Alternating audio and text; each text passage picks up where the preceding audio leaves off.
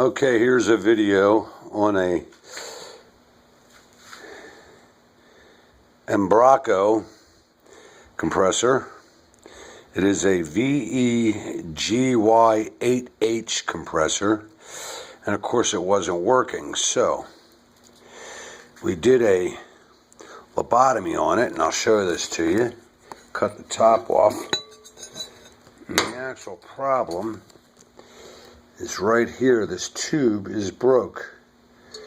Now, that is the high pressure side line, which is now broke, so we're going to attempt to solder this maybe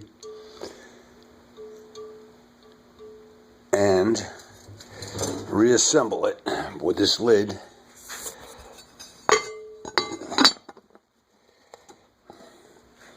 Then weld it and put it back into service. Let's see what happens.